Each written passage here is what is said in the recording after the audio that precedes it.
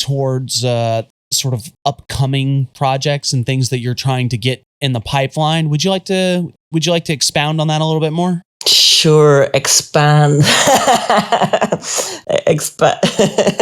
Expansion is a good keyword here, because right now I feel like super stretched and expanded. We're going to take you along on an expedition to a strange world, in many ways more mysterious than the upper reaches of the Amazon. I mean, I think that this is the secret that wants to be told. Look at this amazing fact. There are these various ways of understanding what it is to be a human being. The knowledge that reality of consensus is only a very small segment of the total range of what we could feel as real. I'm doing this with a motivation to clarify, if I can. Well, yes, I'll put that in very simple terms, which will sound very complex. This is CNN. Hello, and welcome to Chaos Magic News, the objectively best occult podcast on the web. This is co-host with another edition of our lovely interview series, kind of a special one for, a couple reasons. We're talking to someone I've interviewed before, a friend of the show, a dear friend of mine, someone I think is just a fascinating lady, and we're thrilled to have her back. Mariana Pinzón, aka Captain Mavis. Mavis, how you doing? I'm doing fine. I'm locked in by cats here, so I'm getting all the cat vibes right now.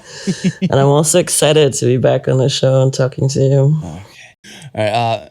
Mariana is a Berlin-based transformational coach, a Discordian witch, a self-described nun of chaos, a privateer on the neuroseas, as it were. Is that good? Am I leaving anything out? A privateer on the neuroseas. I like that. That's a different vibe to the captain of the 8 Seas of Chaos, but sure. Let's go with that. Okay. Also kind of special because this is our first interview in what we're hoping is going to be a kind of a little mini series of interviews almost, because Mavis wrote an essay for an upcoming book. This is Chaos, Embracing the Future of Magic, which is a collection of 15 essays on chaos magic. Mavis was kind enough to share with me just enough for me to have a chat with her about it. But if we're lucky, we're going to get a couple other people that have contributed to it, and hope maybe just get a whole line. And if we're real lucky, we'll get Peter Carroll to come talk to us to round it out. But, wish in one hand. But well, I'm honored to be the first one you talk to about this upcoming book. Oh, of course. We were gonna save you for No. We were gonna say no. I got a good excuse to get Mariana back here. We're gonna do it. Okay, so well, I've missed talking to you, so all good. Aww. Making me feel all warm and fuzzy. Okay, so let's start with. Actually, I do have one question I really want to kick it off with. How did you get involved in this book? Were you approached? Did they put out a thing where it's like, hey, we're looking for contributors? What happened? Well, I surprisingly got an email from Peter Carroll inviting me to contribute. What? But that connection, or I think like he was pointed towards me by another dear magician friend and a brother that I was seeing that weekend for Occulture. So it was Occulture Berlin. We have an occultist conference every 2 years, and some siblings from the UK were visiting, and I was catching them up with my project and my shenanigans and what I was doing. And I was sharing with them that the universe has been nagging me about writing a book with like consistent messages, like you need to write a book and to sit down and write a book. And so it was looking weird. A very common problem for a lot of us these days. Yeah, you need to write a book. yeah, you need to write a book, like, and the messages gets more annoying, and every person you talk to, like, in more smaller time frames, because like, hey, you need to write a book. It's like, yeah, I heard it, I heard you, I need to write a book. Fuck. And then I was telling that to Nikki and Julian, and Nikki is a fabulous editor that edits a lot of Julian's work as well, and she said, like, yeah, well, if you do write a book, I'll happy to be your editor. And I was like, cool. And then 2 days later, I get this email by Peter Carroll, and then share the excitement with them, and they just like wink at me knowingly. It's like, yeah. Oh, great! Peter contacted you. Oh, that's crazy. How'd that happen? Yeah, he then said, it's like, oh, great that Peter contacted you, and I got forwarded that invitation at some point. I think that Peter just when he invited the elder magicians, like Wisers had said they wanted a mix of established magicians and some newcomers. And when Julian received the invitation, there was also a like, hey, let me know any interesting newcomer voices that you know of, or anyone that you think should be contributing to that. And so he forwarded my name to Peter. And I guess Peter checked me out, and then I received that email from Peter. And then you were like, fuck, now I gotta write this. Well, yeah, there was like first a lot of excitement, and then they were like, oh, so the deadline is going to be in February. And maybe we can push the... I think it was like Culture was in end October. Oh, okay, that isn't too bad. That isn't too bad, but like I had a lot of other stuff going on as well. You're like, oh great, one more thing. Yeah, it was like, okay, that's gonna be a tight one, because I mean I run my journeys always till solstice, and then I have like 12 days where I don't do nothing other than just like really retreating into this like Rauhnächte vibe of divination, journaling, smudging, and just like chilling the fuck out. And then I was like, okay, and in January I need to start at some point like my new marketing and recruitment campaign. And I also start like revamping my website and, setting up a new marketing strategy and new storytelling, because I had gotten an investment from my dad to hire a virtual assistant that was helping me with marketing. So I also had to like give her food to do and like stuffs to do. And my dad was like, okay, I'll give you a 6-month investment, but I want to see first results by the end of February. And if there's no results, then there's not going to be the follow-up. And I was like, fuck, so I have to produce results in 2 months. And at the same time, write this essay. So, great. So on top of everything else, it's I've got to juggle 500 million things, and then it's like, and then there's that pressure of like, well, I can't screw this up. They told me, hey, this like it's kind of that feeling of, well, let me ask you then, was it this feeling of like, this is my shot? Yeah, sure. This is like, okay, fuck, this is gonna be huge, because Peter also said it's Wisers. This is gonna be a publication that's gonna be published like for years and years and years and years to come. And you're only gonna be like one of the 15 of like, this is the future of chaos magic. So yeah, how many words are you gonna write? And I think there was like a proposal to like between 3,000 and 5,000 words, and you have to decide if you're going to go for the 3,000 or the 5,000 word essay. And I ended up writing like 8,000 words. Oh, you see, I would be fucked in that too, where it's like 3,000, 5,000. It's like, I don't know. And then you completely overshoot it. And it's like, fuck, now I got to get rid of words. And you're like, all right. But then I'd send it to Peter, and he was like, nah, fuck, it reads good. Let's send them the whole 8,000 words, and let's see what they say when they come back to us, if they're going to take it whole or not. Oh. And they pretty much took it whole. Yeah. Like, I didn't have to, I trimmed it a little bit, but not too much. So Carol, like, he looked at it and he was like, "No, this is good." I'm going to take it. Like, just if they got a problem with it, that's on them. But if it was up to him, he's like, no, just put it out. Yeah.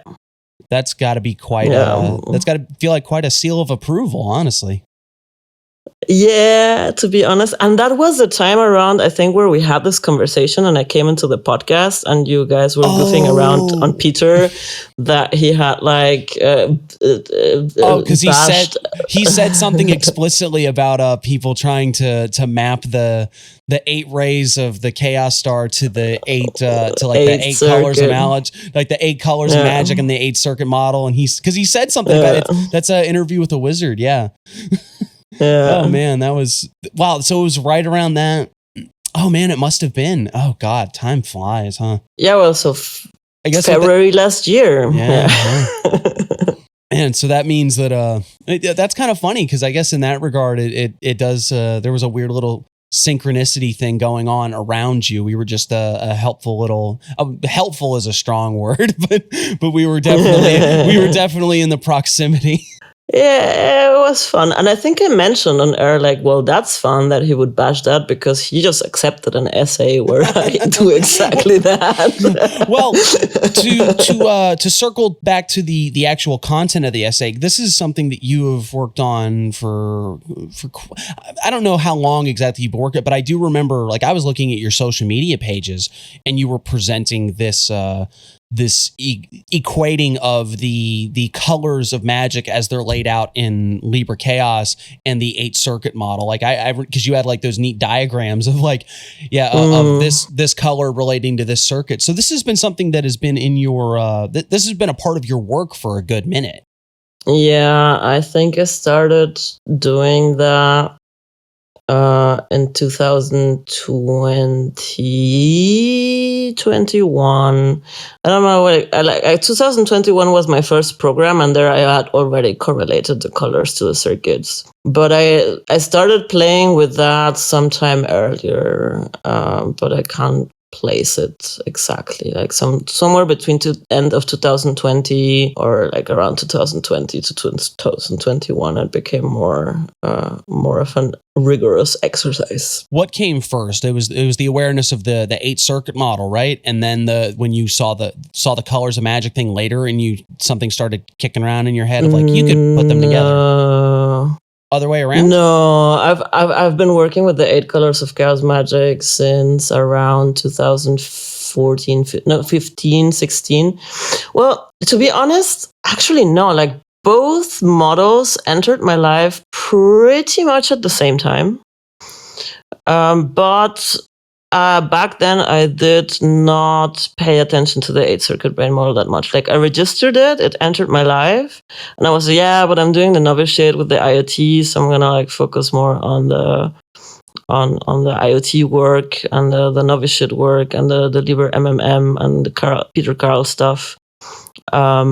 And left Prometheus Rising to collect dust on my library for a couple of more years. And it was not until I stumbled upon the course of Antero Ali in 2019 that I then actually started working with the 8 circuit brain model. And then it sort of clicked together. So I had been doing 2 or 3 years work with the 8 colors of Chaos before I started working with the 8 circuit brain model. That's fascinating. As someone who, I'd been dabbling in Magic for a while, but I felt like I read Prometheus Rising and I was like, oh man, I get this now. I understand it. So to see that as like, but I imagine a good chunk of people would probably agree. I think even to this day, when people ask when they're like, well, how do I get started in Magic? Before I point them to any like spooky woo-woo like Crowley or whatever, I hand them Prometheus Rising and say, figure out how your brain works in relation to everything else. And Magic starts becoming pretty, I won't say easy, but you have a much better avenue to get into it.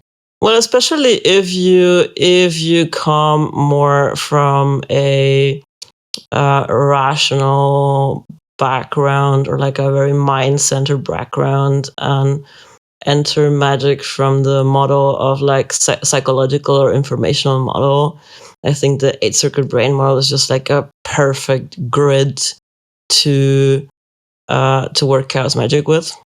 I've talked about it before, about the idea of sort of talking about magic where somebody's at, that there are certain people that I can talk to them about magic, but I have to coach it, or I have to couch it in terms of sort of like how Jungian psychology works, and how elaborating on the reason that the placebo effect is such a strong thing, and all these various. And then there's some people that you meet that you can just go like, yeah, there's ghosts everywhere, man, and they're gonna be like, yeah, I get you, yeah, dude. When for me, the real answer is it's like neither of those are really going to tell you the whole story. So but it's like, it's about meeting somebody on the level where they're willing to it's not so much about the why, but it's like, look, magic, for lack of the nuance here, magic works. Why? And it's just what bullshit can I give you? Yeah, what bullshit story I can tell you that you're willing to go along with me on this? yeah, sure. Like it's what kind of model or what kind of perspective will take your mind with you on the ride, so that it does not object to the experience that magic works. Yeah, because if you're going to go around yelling, I don't believe in fairies the whole time, nothing's going to happen, because you're going to be forcing yourself to, even when something does happen, you'll come up with a million reasons why no, it didn't. Yeah.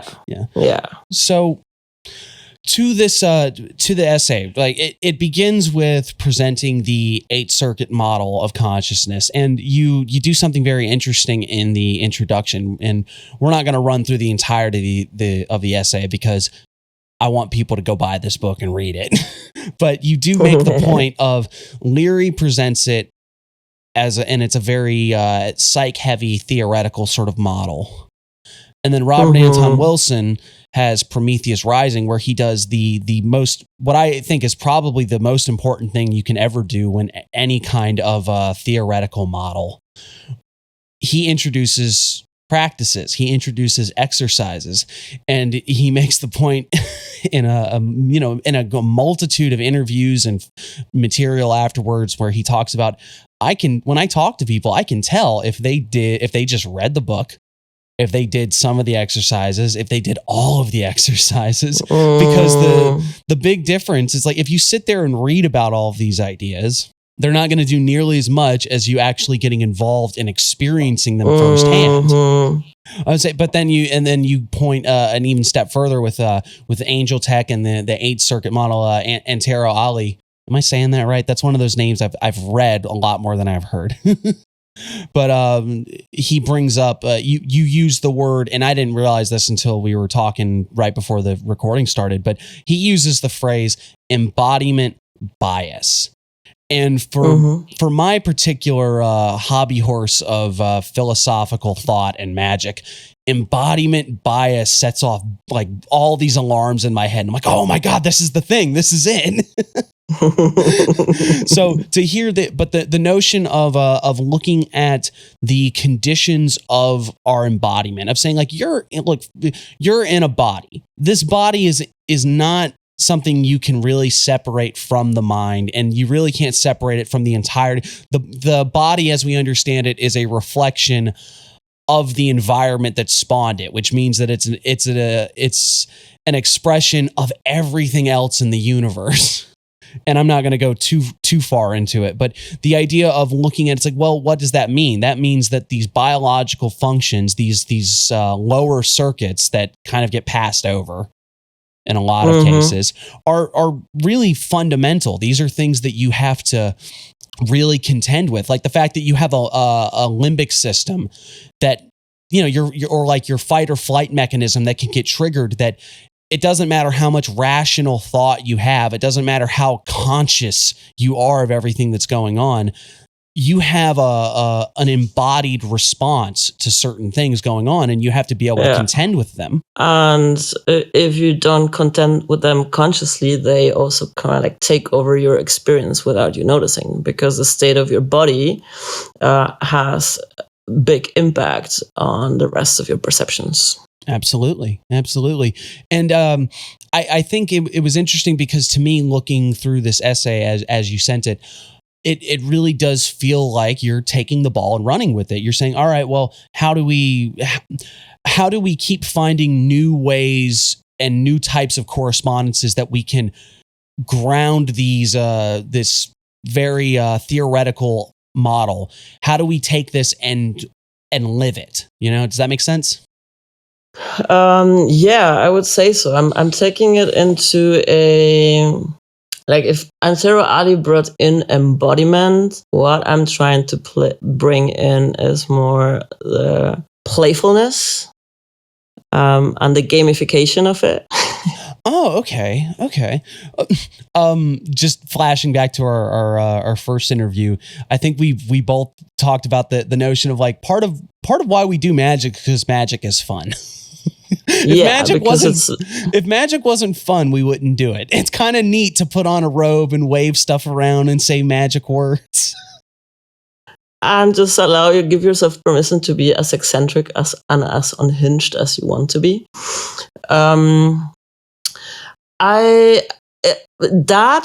Because it's fun, but also because we learn better when dopamine is involved. And if you gamify stuff, you get more dopamine. So your brain also learns the things better. And if you're having fun learning, it just also lands deeper in your system. That's really true. I mean, I think everybody, I think nearly all of us, especially all these people, listeners, think back to when you were in 8th grade and you really didn't want to be there. And how difficult it was to actually learn a goddamn thing in school. But that, because I know for a fact that I would get in trouble in school, for just using a personal example. I would get in trouble in school because I'd be reading like other textbooks or things like that, like learning about something. It's like, oh, this is interesting, and it'd be the middle of a completely different class. So it's that thing when you're engaged with something and it's actually an enjoyable experience, then taking in new information, learning something different can be much more fulfilling than the idea of being forced into it. So yeah.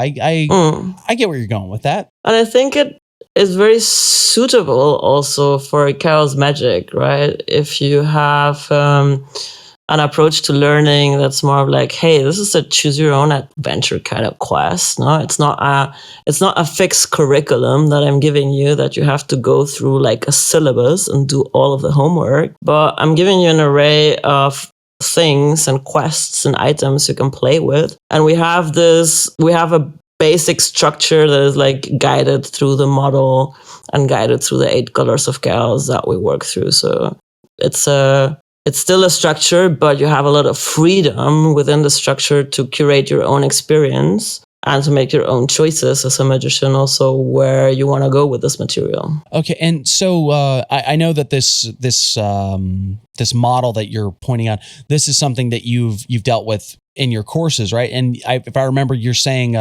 it's almost like every week you sort of flip through, where it's like you start at one week and then go to 2 the next week, things like that? Well, my live cohort program goes for 12 weeks. So we have 8 colors between the 8 circuits to go through. And usually we spend 2 weeks in circuit 2.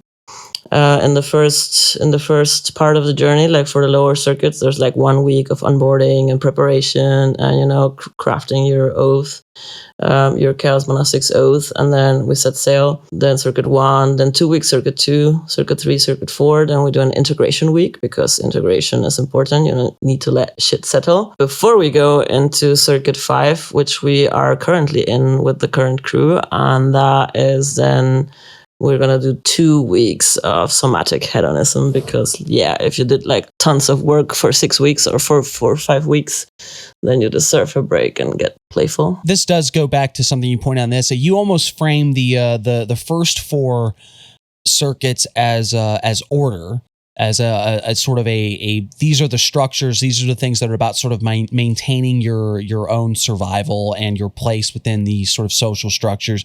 And then you frame the second 4 as the disorder, being the things that break that those automated programs, almost those things that allow for new connections to be made. So yeah, I see I'm playing with a Discordian paradigm here, right? So order and disorder as sort of like subset polarity within chaos. Right.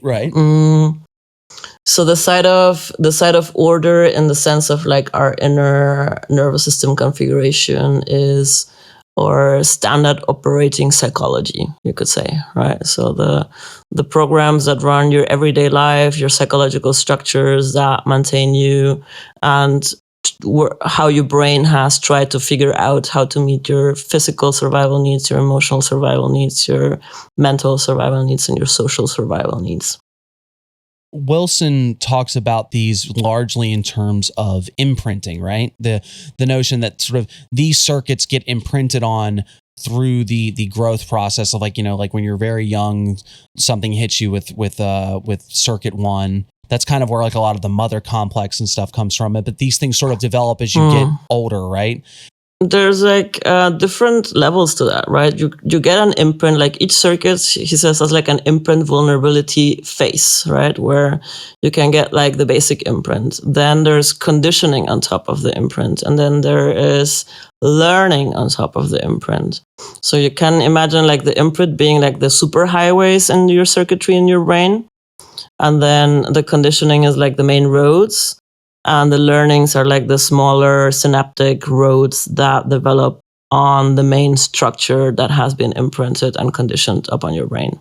And I asked this because my question is, at least with the sort of the first 4 circuits, and this is the impression I got reading through it, and I'm wondering if you got sort of the same. At least in the first 4, there's largely a component of thrownness of this idea of like, you kind of get what you get. You have very little control over the imprinting that you get at such a young, imprint vulnerability literally means like, yeah, you were vulnerable, you were helpless. But with the following circuits, the 5 through 8, these are by and large, maybe not so much of like, you don't exactly have a say in how they imprint, but to even get that far with the higher circuits, you kind of have to want to. You kind of have to make it past a certain threshold. Yes and no. Okay, elaborate. I would say yes, in the terms of the higher circuits are like pathways that you unlock or you can unlock through psychospiritual practice. They are pathways that you can unlock through the use of psychedelic drugs. But these are pathways that can unlock as well when the wacky car dealers at the game of life throw you a curveball.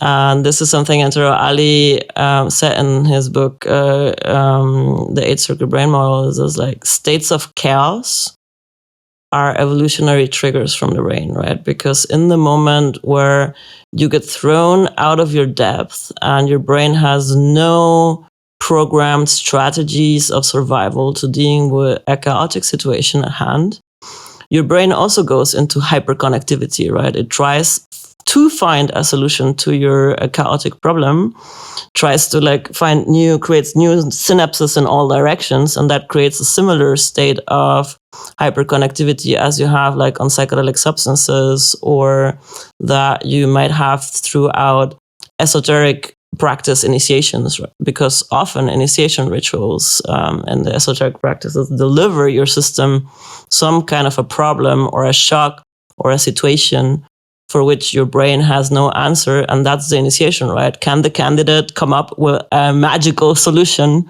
to the problem presented and get his ass out of the sling?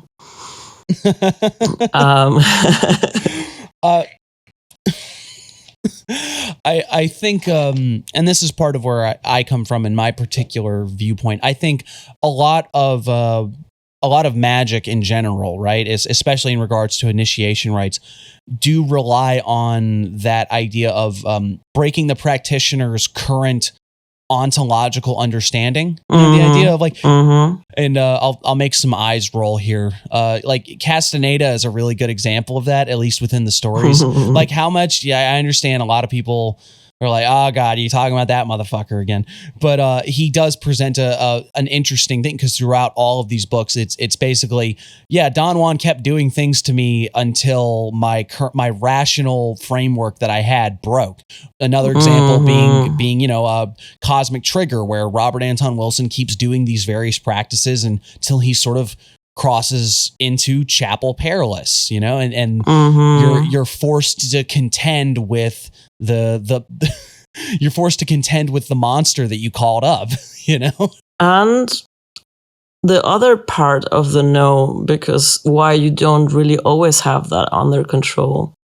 For once, at any time, life can throw you a curveball, right? A near-death experience can activate your higher circuitry because right? You can have like an almost out-of-body experience and an accident, and then you get a dose of ketamine, and suddenly you're floating over your body, and everything changes after that, right? Right. But also, the other part of it is, and this is a hypothesis that I have not given a fuck to like scientifically verify, but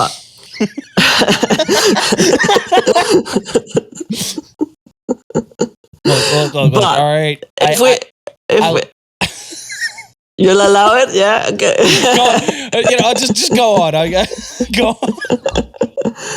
So if we take Leary's word here that says that psychedelic substances activate the higher circuitry, right? And we have people in the 60s taking tons of LSD. And then they have kids. And if you take into account epigenetics and you say like, okay, so these people have activated something in their genome, in their sequence that activates higher circuitry through the continuous use of psychedelics and exploring weird fringe sexuality and breaking their paradigms and just like, living some radical free love experiments. Then they have kids and they also pass on that activated circuitry into their kids. And so you have newer generations of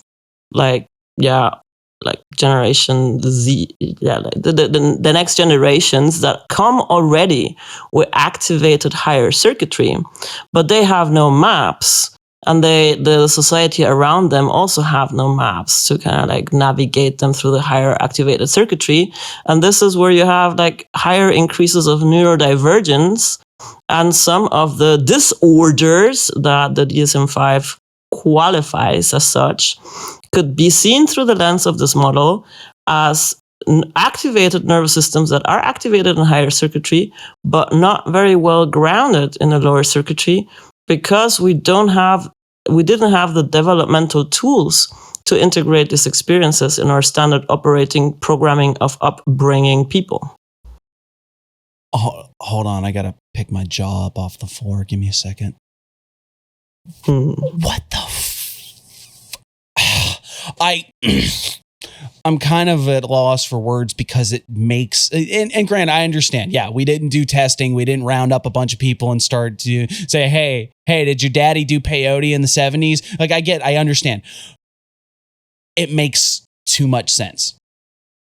It really does, in the idea of like you said, epigenetics, the idea of or even in a little bit more out there, the notions of like genetic memory, the idea that you're and in the same way that they taught that I can't remember, because Wilson got it from somebody and I don't remember, but that idea of like novelty being McKenna talked about it too, but of novelty being generated at faster and faster rates. And you have then an increase of uncertainty as well that turns also nervous system on, because they have to deal with higher information inputs and they have to deal with higher uncertainty inputs. Yeah, so as everything is careening towards that cliff and we have more access to more information at any other point and everything's going off the rails, and then meanwhile you have almost in the blood, as it were, daddy's, electric Kool-Aid acid test that's been going on. and we're what, like three generations out from the first big the first big free love, whatever. And then you think, and then think about it in terms of like occult revival, because it's still, as far as you ask me, at least, I don't know how you feel. I think we're still in the midst of the second big occult revival. You know, like we had, you know, the 60s, 70s, there was the big bump up, and then chaos magic sort of shows up right around the tail end. Things dip down for a minute, and then now we're kind of back on the upswing. And you think about it in those terms, I guess maybe it just goes into the things will keep going, getting weirder all the time, but. And then factor in that also after the 70s, there was a prohibition of psychedelic drugs, and it also went into the downgrade. And that now, since about like 10, 15, 20 years, we're seeing also a bigger proliferation of psychedelics again, because there is more research and there is more media and mainstream narrative media that's also like, hey, these things are healing. Actually, people are getting in some cases, better, they and can be good. Yeah. In some cases, they can be good, and we're doing more research again. And then, like, more people are trying them out because they've heard, like, hey, you can cure your depression with a mushroom trip. And so there's this, like, these two factors, right? And Leary put that in an evolutionary sense, right? For him, the circuitry activation was also an evolutionary trajectory that had some preconditions, but basically each circuit activation would be like a mutation of human intelligence capacity. And if you see it that way, and you factor in the epigenetics of the already activated hippies from the 60s, and then the generation that pass it on, and then also more psychospiritual technology being spread around, and also a better educational technology that doesn't fuck up kids that much more. maybe over there. But I think that, the rise of neurodivergence and the rise of occultism have like some correlation. And I think that a lot of what we're classifying as disorder are just like highly activated nervous systems that have a higher sensitivity, sensory sensitivity, energetic sensitivity, and are also more connected to Circuit 7 cosmic downloads and other entities, bush funk or cosmic funk. And they have had little maps or teaching or learning or structure in how to navigate these experiences that the rest of the world gaslights them out of having. I guess it would be in the same way that if little Timmy is saying, I see dead people all the time, but none of the adults around him have any sort of framework for that to be a thing. You know, but that in a way that almost goes back to, we talked about, I think many people have made this point, so I can't point at any single individual, but the sort of the joke of saying, you know, a couple 100 years ago, that mentally ill person would have been taken in by the shaman saying, hey man, I found a good apprentice finally, you know? Instead now we got to give them a bunch of pills, and then we still complain because they don't act right, you know? So I would like to break it down for you a bit in this like shock imbalances order disorder matrix. Please. And that's why I really like to represent this model on the Chaosphere, because it like gives us those axes as well. So if we say that the side of order circuits, right, are your standard operation psychology, that you don't have much agency over how it gets imprinted and conditioned throughout your journey of becoming a biological adult. And the higher circuits could also be just like walkie imprints that you get dealt out by the genetic lottery or by whatever random shit life has thrown at you. Or you could have like intentionally gone and started like working on those through whatever path of psychospiritual technology available to you. Are the side of disorder in the sense of that they bring an influx of experience, or as Ansara Ali called it, ontological shocks that force your nervous system standard operating structure to go into a state of wobbliness and adapt to a new situation, and then get into a new balance of homeostasis to function again, right? And if you have like little shocks that just like tickle your system a little bit and you go like, ooh, nice, fun, expansive, right? And then your system like grows and, you find new adaptations and you're like growing nice and stuff. But if you have like a big influx of disorder and your system goes like, oh, don't compute, then you have a dysregulated nervous system and you end up getting a DSM-5 diagnosis of disorder, of some sort of personality disorder, because you're not functioning, right? You're not functional. Your system is still in a way of like dysregulated and just like looping somewhere, or just fried in a way. I would say, or even hung up on it, where it's like, I read Valis again for a first time in a long time, and the whole point of Philip K. Dick being hung up on this one experience from the 70s that he's still trying to explain is kind of a example of what you're talking about, where it's like the failure to properly integrate it in a way, so it just gets stuck out. And that's the key, right? Integration. So.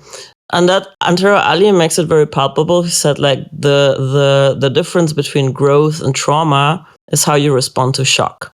So you get a shock from some like higher circuit event, and then your nervous system can either integrate and absorb the shock and then learn, adapt, and find a new configuration, or it doesn't integrate the shock, and then you have trauma, and then you develop some maladaptive coping strategy around the trauma that creates the loops and the hiccups and the hang-ups and the glitches and whatever, like things that give you navigational strategy problems in the 3D world.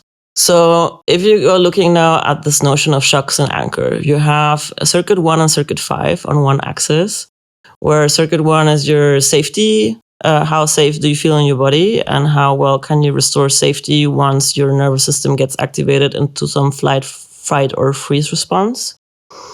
And on the side, and that's the anchor, how much safety can you generate and hold and recreate in your body, is the anchor to circuit 5, ecstatic experiences, right?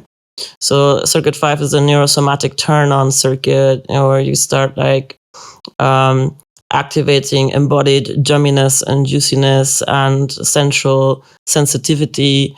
And the more sensitive your nervous system becomes, the easier it's become also to go into like ecstatic states, and through sensory experience or through embodiment, through dance, through drumming, through whatever way to like stimulate your senses, right? Like sensory overload gnosis is a thing, right? Like ecstatic states. And if you go into sensory overload situation but have not enough safety in your body, you end up with a meltdown or anxiety attack, or your body goes into freeze response because it can't take the charge of the sensory overload. And this is what a lot of autistic people have. They have a very disconnected circuit 1 situation where they have little interoception. They cannot really deal with the signals of distress the body is sending them, or the neocortex can't interpret right if this is a distress signal because of danger, or because they're overtired, or because they have not eaten, or because they have to pee, or something is uncomfortable. And so there's little interoception to the signals of the body, and there's little capacity to regulate the body into safety once it gets activated. So, and they have a heightened sensory circuit 5 experience, and they bright lights or a lot of sound and music, and it just gets intense and overwhelming. And then they short circuit in circuit 1 and go into anxiety attack. So can I give a metaphor here, and you tell me how well this fits? Mm-hmm. Okay, so because you're already kind of hinting at it. Like, imagine being at a concert, right? When you're going into a concert, you're feeling good about it. You're having a good time. You're excited to see it. You feel safe. You're like, it's a crowd, but like we're all here to have a good time. The music is going. There's lights flickering and stuff like that. You can very easily trip over into that sort of ecstatic experience. It's like, oh man, I had a couple drinks, or I'm coming up on something, or even just like, man, I'm really feeling this music and I'm dancing and everything going on. You can have that ecstatic kind of like, oh man, everything is wonderful. Wow, this is the coolest, 300 feet in either direction I've ever been in my life. And there's music going, and it's, there you hear bass thumping and all that stuff. But that is sort of anchored in this sense of like, well, that's all great because I'm able to feel safe in my body. I'm safe where I'm at. I understand that this is okay. Everything is fine. If now you can go to the same thing where you don't feel okay for, like you said, whatever reason, something's off. You don't feel comfortable here. Something's going on. And then very easily the same things that are the things that are tripping you over into that, like, oh man, everything's wonderful. It's like, now it's the lights are too bright. There's too many people. This is just all too loud. I'm feeling way too much input right now. And then all of a sudden you're in the bathroom having like shaking, going, God damn it. Why did I even come here? Exactly. That's a very plastic and embodied relay of that experience. It's if you're not safely anchored in your body, maybe you didn't sleep well, maybe you didn't have enough food, or you're dehydrated in a way, or you generally have a more anxious imprint, right? Because anxiety is a basic imprint. Some people get a safe imprint and they go around, the world's like, hey, the world is a safe place. It's a playground. Cool. I can interact with the world. And some other people have an unsafe imprint. They got like when they were just like an infant. And then their general experience of the world is a threatening place. And I have to watch my back all the time. And everything is a potential danger. Yep. And these two people will have very different experiences at a concert as well. And then I think we're all kind of we're somewhere between those two extremes of like, I need to stay inside my room all the time versus like, you know what, that pit bull might be barking at me, but I think he just wants a friend. Because there is a reason to think that certain things are not okay as far in terms of safety, but so that goes. That sort of relation of like the 1 to 5 and then 2 to 6 would be the next one, right? That goes up through the entirety of the circuits, right? So 2 to 6 is also very interesting because 2 is the limbic system, right? The personal territory, what we usually call the ego, the sense of self, but also the emotional territorial circuit in like Leary and Wilson speak. Hierarchical. So this is the one like, what is my domain? What is my territory? Kind of monkey brain. Like, what are my boundaries? Are you crossing my boundaries? If you're crossing my boundaries, I get angry. It has to do with my sense of self and validation and all the juicy ego stuff of like, who am I and what makes me be important and what gives me agency, right? I call it the emotional sovereignty bit of it. So it's one part like being able to navigate the emotional signals of the nervous system that also just give you some information about like what's going on in your territory. And the other part is like, how do you relate to your sense of self-authority and how you relate to external authorities, in the sense of like, have you enough like, confidence and assertiveness to do what you want to do, or are you rather more like submitting and people pleasing and sort of like never getting what you want because you don't dare to go for what you want? And circuit 6 gets us into the realm of energetic awakening on the one side. Leary would say like the neuroelectric circuit, where the brain starts picking up signals from the electromagnetic fields of all beings and different frequencies. And also there is a sense of nonlinear time happening. And so like relativity experiences of like different timelines can evolve, and different reality tunnels, metacognition, all of that creates a little bit of more like uncertainty. And circuit 2 craves control, like craves dominion over a certain territory. You want to have control over shit around you. And circuit 5 is more like, yeah, freedom, right? Like, it's and the thing is that when you go into more freedom and more relativity and like a more activation of different energetic information that you get from the field, your circuit 2 responds with like, oh fuck, like how much freedom can I take until I need to gain control again? How much uncertainty can I take until I feel the need to respond with measures of control to make it secure and safe again? And then there's the energetic component as well, right? Emotions are energy in motions. It's a very embodied thing when you have an emotion. This is a wave of energy that like rises somewhere from your belly, from your heart, or there's different energetic imprints to different emotions. And circuit 6, activating the energetic body, or for example, like circuit 6, an acid trip will activate your energetic body, but will also activate maybe some stored emotional trauma in your body that then gets like released, and then you get to look at gets like pulled up from your subconscious mind into awareness. So what we have, for example, in a lot of people that get labeled ADHD is like a high sensitivity for energetics, right? So they usually have like high empathy as well for emotional states of others. They pick up on the energetic motions around people, which as a kid, if you have like parents that are very emotional dysregulated or suppressed, and you know they say one thing but you pick up the energetic emotion of another thing, and you create a lot of like cognitive dissonance, or you're absorbing a lot of like the emotional volatility of your caregivers around, which creates some form of like overwhelm and trauma that your nervous system doesn't get to digest. But at the same time, you're like hyper attuned to like different sources of information in the energetic field, and you're good at navigating uncertainty and big crave of freedom and novelty. But if you're not very well grounded in your emotional system, and you're not very well in your own emotional sovereignty, or like your boundaries and taking care of your emotional system and being able to ride the emotional waves, you have an emotionally dysregulated system. And more that also creates a problem with the whole executive function of circuit 3. So you're not really integrating all that energetic information that you're extra getting out of the circuit 6 experience.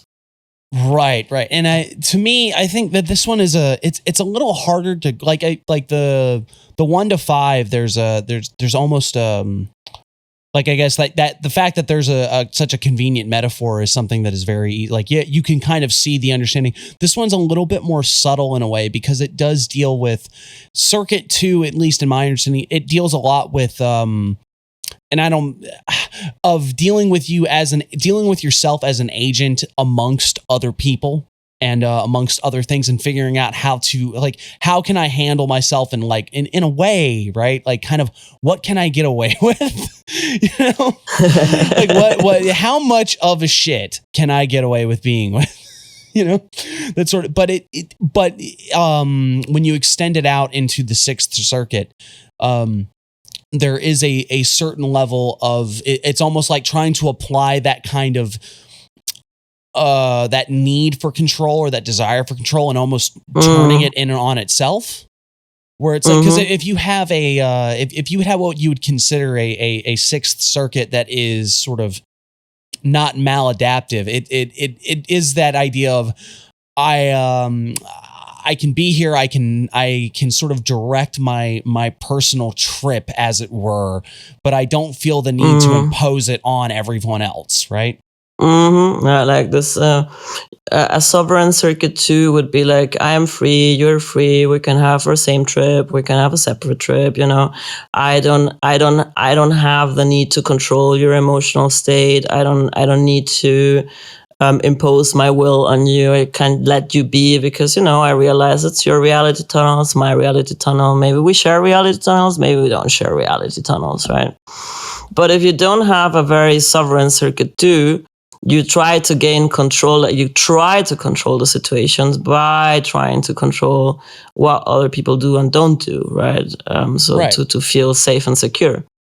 And maybe this is at least where I saw this happening in a collective level, and made like, okay, that makes sense, right?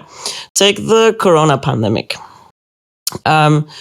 you have a lot of people that are used to a certain, routines, and things are in control, bureaucracies are working, you can plan your life, and things are going in some sort of structured way that you feel you are like in control of your life in a way. And then an agent of disorder hits the scene, a virus comes in and creates a novel situation, an uncertain situation, a highly uncertain situation, because at the beginning we don't know how dangerous it is, how does it spread, how do we prevent it, how do we treat it. There's just a lot of question marks and uncertainty. And then there's a level also, of course, of circuit 1 panic activation, because, this might cause death, people are dying, oh my God, like difficult situation, it's out of control. So how does circuit 2 respond to the situation where things start getting out of control because the factor of uncertainty has gotten higher? And you have 2 basic imprints, which is submission to authority of like, hey, please, daddy state, make it safe again. Get things under control again. We delegate all authority to you so you can make things safe and controlled again.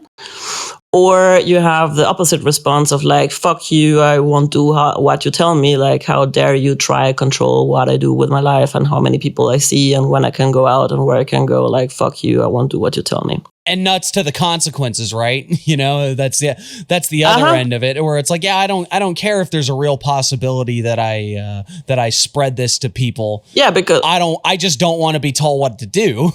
Exactly. It's an emotional programmed response according to your basic imprint of like either compliance or rebellion to authority. If you have a well-regulated and sovereign emotional system, you notice, oh, right, okay, this is getting me emotionally activated. I'm going to look into this. But you still have access to the neocortex circuitry, higher rationality functioning, and you can go like, all right, so what is the fact of the data? Okay, we have a couple of unknowns, and then I can calculate my strategy of like, how am I going to deal with this in a rational or semi-rational manner? And if you have still access to your circuit 4, which is then like the social navigation, and go like, all right, so what does it make sense in a collective way on how to deal with this uncertainty and how to deal with the stress and how to deal with this danger? And we're going to come to a set of rules that we're going to try out, and we're all going to collaborate on them so that we can get out of the situation. But this is reasoning that is not available to you if your emotional circuit is activated, and it's not available to you if your survival circuit is activated. And this is a bit a way also what like politics and media were doing, right? They were like putting the words out there to get like people also emotionally rallied up, and also like survival thing rallied up. And when you get people activated in circuit 1 and circuit 2, it gets easier to feed whatever circuit 3 narrative and whatever circuit 4 say like social program you want to implement. Right. And it was interesting because you could see both ends, because on one end you could see, like you said, the Mr. Daddy State, please just completely destroy my rights and like come up to my door and board me up, and I will only come out when you say it's okay. And then there was, at least in America, it was very pronounced, because it was one side that was like, never go outside ever again, ever, because you're going to die. And then the other side was like, it was like the fact that you told me to wear a mask means that I'm going to go around and lick doorknobs. And there were people that were like, it is your right as an American to lick as many doorknobs as you want. Yeah. And it's a basic monkey response, right? It's a monkey response to an uncertain situation that then elicits a control response. And it's interesting because trying to relate it back to the Sixth Circuit is the idea of the same, in a way, right? The same way that we experience these emotions, almost. Heidegger talked about the moods as the idea of like these things that can sort of color your entire world. These emotional states that are so overpowering, because anybody who's been pissed off and you just sit there really fucking mad about something and try to talk yourself out of being mad about it. Doesn't work. Yeah, it doesn't happen. It doesn't work. It never works. It's never gonna. It's a complete misapprehension. But applying that, like the same for lack of a better word, energy that can carry those. Those are things that are present in the higher circuits as the sort of interrelational energetic fields that you can experience, not just from yourself, but from other people. And that leads to things of like, not only are you aware of the sort of energetic exchange that goes on, but also the fact that these energetic processes are related to your cognition. The idea of that meta programming can come in. Yeah, it's that meta consciousness of like noticing, oh, right, my body is activated. I'm clenching my fists. I'm like more fidgety. I'm nervous about something. So like apparently my body is sending some signals that I need to check up on. It's like the check engine light, right? Are you going to ignore it? Or are you going to check the engine and what the engine needs? Same as in the emotional circuits. Like say, all right, I notice an activation. I notice that I'm getting angry. I have an anger response. So my system is telling me a boundary has been crossed, and maybe I need to do something about that. I'm not okay. Obviously, I'm not okay with something. I respond with anger. So what is it that I'm not okay about? What change of situation needs to happen so that I can be okay again with the situation? And also that there's on a certain level, like when you have a certain awareness of that kind of process, that is where the change, that sort of transmutation of these energies can go, where it's like, I'm angry. What am I going? How can I turn this into something that is, rather than me being pissed off about it, how do I turn this into, into action? Yeah, interaction. How do I turn this into something that engages me to do something with it rather than being destructive with it? And that's like where I say this is a magician and the meta programmer's consciousness, right? It's like you notice, okay, this is an energy, and this is also a form of gnosis. And I can use that energy, right? I can direct it, and I claim back my sovereign will, and I decide what I'm going to do with this energy. And it can be just like using some tools to release it, because emotional processes, you can, if you're angry, you can go like do some pillow punching, you can go to the gym and hit some sack or move some weights around. Or you can go like running for a while to get that excess charge of energy out of body. And then once the energetic surge has gone through the body, then you, with a clearer mind, again, you can like, okay, so what was the signal about and how do I respond to it? And how do I use the rest of the energy that's going through me to direct it towards something that can enact change? Whereas if you just like let yourself be ridden by the emotion and just like respond then from the automatic auto-programming of your circuit to imprint. Then you're putting holes in the drywall. Or you're just yelling at your friend, or you're, lashing out, or you like, break down crying or whatever. Because it doesn't necessarily have to be anger, but, it's like, you can have a response that is not driven by a conscious awareness. It's something that is, it's breakdown. It's falling apart rather than doing something good with it. You even in the essay, you use sex magic as a good example, where it's the idea of taking the bioelectric and the mental processes that go into the component of sex, right?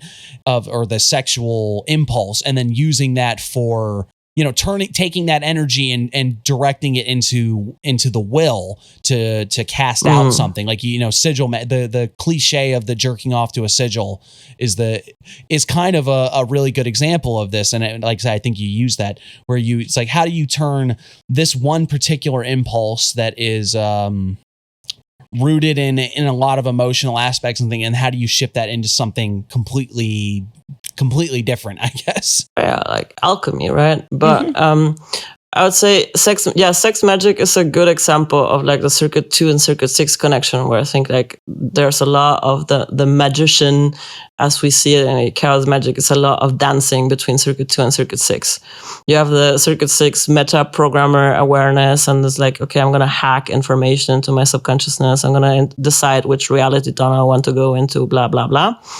And circuit 2 is this like self-centered will, right? Like that comes out of like, what do I want? And you start crafting a spell for something that a reality you want to experience. But to know what reality you want to experience, you need to have like connection also to your emotional system to know what you want. It starts with like, what do I actually want? What do I will into existence? And if you don't have a very good sense of self, or you're not attuned to your wants and needs and your emotional guidance system that tells you like what is neat and good for you, then you can't do any magic, right? Because you're just rather going to be playing along with whatever life presents you. That's actually a really interesting point. I didn't think about it in terms like that, because chaos magic being results based, it is a lot about of what do I want? What do I want to make happen? And that's the beginning of the inquiry, right? And then circuit 6, it's about like encoding that will, right? And like putting it into your subconscious, and then seeing like collapsing the probability waves for the thing to happen. But, or like hacking the odds of the thing to happen. But the sex magic that comes in, it's more than just a wonking at the cigarette thing. Like good sex magic involves like getting all of your energetic system activated, right? Like bring up the energy from the base of the spine up to the heart, like really center your wish into the heart as well. Bring it out and like shoot it out over the head. Just allowing that like big wave of orgasmic energy to then shoot out into the universe to enhance the spell that you're casting. So going to circuit 3, right? Circuit 3 and 7. The circuit 3 being the time binding, as it was called, that's sort of the informational circuit, the semantic circuit. Semantic, rational, symbolic, language, but also like it's all the executive functioning. There's like, okay, linear time binding in the sense of if I want to do a project and prioritize tasks, and I need to know like how long is something gonna take, what priority do I give the things, and then like go do the thing, plan out different steps of things that you can do to get you towards a goal. So it's on the one side, it's like rational, action-oriented, executive functioning, and on the other side is also like our symbolic and narrative and sense-making, and how do we create stories that create coherence out of our experience. And circuit 7 is rather this place of numinous, of unity, non-duality, oceanic consciousness, but also like the collective unconscious by Jung. So like the archetypes. That's where the archetypes are. Yeah. That's where the archetypes are, where, the thought forms are, the entities, the noosphere. And now that we're entering the cyberdelic age with AI, also like collective conscious in the form of synthetic intelligence that is networked, right? Mm-hmm. And that's where the thing with the shaman that you mentioned at the beginning comes in, right? So you have somebody that goes into a circuit 7 experience, has an God experience, or like, oh my God, I'm one with the cosmos. I'm everything. I'm the universe experiencing itself through me, or whatever other cosmic download or archetype encounter or muses connection or voices in the desert, whatever you experienced. And you come back from an experience like that, and either you can make some sense with some form of mythopoesis or rational explanation about what you just experienced, and then everybody will go like, oh yeah, this person's like tapped into some like cosmic wisdom. Better listen to what they say, right? Or you come back also, say like a Tesla inspired with some blueprints of something that your mind then needs to put itself to use to figure out how to make happen in the 3D world. And if you come back and you're don't making any circuit 3 good sense in terms of logic, rationality, or a good story, the environment around you, like, oh man, this guy is like bonkers crazy, and not making any sense. You're talking about, I don't know, burning bushes. What the fuck? Let's put him onto some antipsychotic medication because his voices are talking to him. So that's not okay, right? And this is then a cultural response to that. Indian culture would go like, oh yeah, this guy is talking to the gods. Let's bring him food. Let's give him shelter because they might have important information for us. They can talk to the gods, Or in shamanic cultures where they go like, all right, this person had like an experience of the weird. Let's take him to the shaman so that they can get proper training so that they know how to navigate the space and then bring back important information for us in the tribe. It was viewed as these experiences said something important. These were not something that we're in our modern scientific materialist age. It's just like, that's just psychobabble, crazy nonsense. No one cares. But at a certain time, this was understood as almost an essential.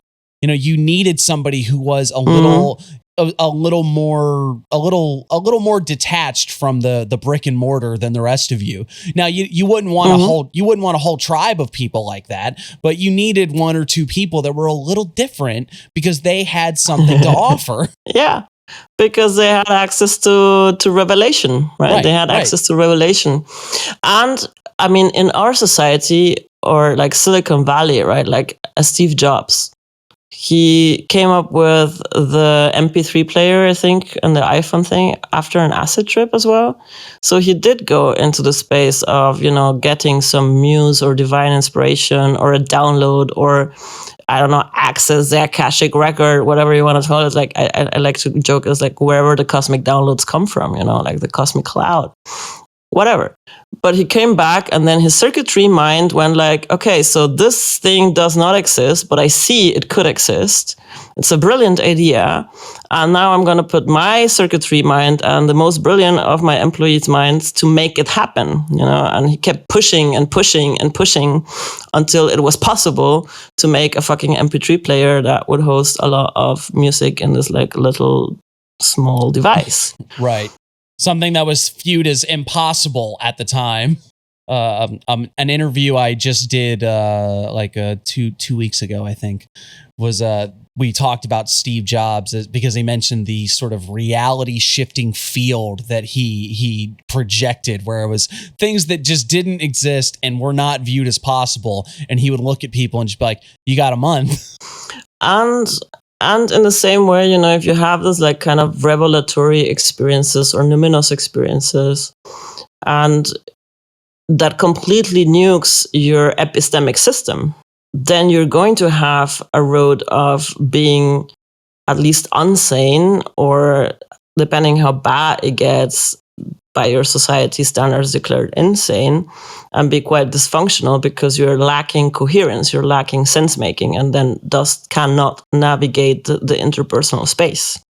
I guess that's an interesting point. Well, and part of that goes to the idea of like, when you're rich and you're crazy, you're eccentric. When you're poor and you're crazy, but I do think about that a lot. That gets you, huh?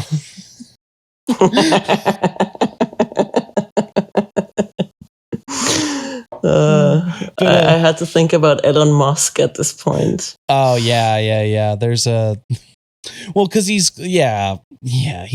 fucking nuts. He's fucked. But that shows you that there is a level of like, but maybe there might be a certain cultural like the emperor has no clothes moment. Of like, there's a certain level of like, we can only deal with so much bullshit. It doesn't matter how much fucking money you have. But at the same time, no one's going to cart Elon up and put him in an asylum ever. Like, it's just not going to happen. It doesn't matter how crazy he is. That's not going to happen. Or Kanye West is another good example because like that man is very, very, very, very unwell. There's just no two ways about it. He's very unwell, but no one is going to give him any help because sadly, there's more people that are interested in keeping him just being crazy because they can sort of suckle off of him. It doesn't matter if he's not, I won't say a danger, but he's definitely not acting in his own best interest at this point, but everyone's okay with it because like they can get something out of him. But I do think that there is something to be said about that balancing act of like, you are very, very capable of having these outrageous magical experiences, these higher circuit experiences. You know, you can have the bodily rapture. You can have these, you can use like the sort of meta programming things to do magic in your day to day and work out, you know, and you can have this like the circuit 7 and even the circuit 8, like the sort of non-local, the body disintegration sort of thing. And you can experience the archetypes and all of this other good stuff. Right. And you can do all of that and then still go to work, you know, like that's something I deal with as one of the chiefs of the Order of the Blue Collar Magi, is that I have a lot of radical experiences, and I have to I would never say that I compartmentalize them, because I don't think that magic is effective if you can't carry it out into your life. But I definitely have to know when to shut up about stuff. Yeah. At the bare minimum, I have to know when to shut the fuck up or not talk about it, because people will say you're nuts. And even if it's not white coats nuts, it's, you don't need that kind of hassle, especially when you're in areas where it's like Bible Belt, you know? Yeah, that's a whole nother ball game. And I have a couple of those kind of magicians in my crew right now that are having like super intense experiences and are living somewhere in Bible Belt. And it's like, I have to keep this completely hidden, because if the people around me know what's going on with me, I don't know, there's going to be a witch hunt. Yeah, they really can't stand. You can't tell people. It's like, yeah, I saw the great god Pan. He had big old horns and cloven hooves, and we were trotting through the woods. And they're like, no, that was Satan. Or, you know, just surrender into an ecstatic experience and fully Hulk out under the full moon. Yeah. I was out in the cow fields and the guy just started shooting at me. Yeah. Difficult. I regularly forget how privileged I am to live in this house of madness that is Berlin, where nobody gives a fuck about your major eccentricities. Yeah. Well, yeah, for me, at least, bare minimum, it's like, well, you have to appear, you can be as crazy as you want. You have to appear sane enough to maintain your job. Because yes, baby needs some shoes, that sort of thing. And that's where Circuit 3 comes in, right? If you still manage to create coherence and maintain executive functioning, then you're still able to like navigate the everyday world in a meaningful way. If you can give the story you're living also some meaning, right? Right. Not completely disenfranchised. And that is where we come to the Circuit 8 thing, because Circuit 4 is about social navigation. It's about like, how can I play my role in society, my purpose, who are my friends, what are the different functions that I perform as a member of society, and what are the taboos too? And what are the taboos, and like what do I need to do to maintain belonging? Because at some point it becomes about survivor if you're cast out. It's not as visceral in our society with some sort of like social security states thing, and when the internet and when you can like still get access to the marketplace without having any friends or without belonging to any particular social group, because we have this like meta state organization or meta social organizations that still allow you some access to a network. But in previous societies, if you were cast out of the tribe, if you like misbehaved in a way that the tribe is like, yeah, you don't belong here, we don't accept you anymore, and then you cast out, and it's like, then fend for yourself, fucker, right? Yeah, you were in exile, you were fucked. Or you're in exile and you're fucked. And we're heading into an age where this is going to be a very different number, because if the current techno bros get their cyberpunk dystopian rollout done, then we're heading into something where we don't have states anymore, but more like corporate cities run by algorithms that know everything about you. And then you can comply to the terms of services or not. And if you don't comply with terms of services, then, well, you're out, fucker, and you don't have access to services and to the marketplace and to food and shelter and work. Yeah. It will it'll be a very different picture in the next, 20, 30, 50, 100 years. But at the same time, I'm an optimist that I do think that, like you can think of the most Orwellian totalitarian states that you like, think of any of them and realize in the grand cosmic scale, how little time they actually occupied, The mechanisms of control always fall apart because there is a natural inclination towards freedom. I like to describe it as a wave. It builds, it rises, it peaks, and then it crashes. And it leaves some destruction in its wake, depending how big the wave gets.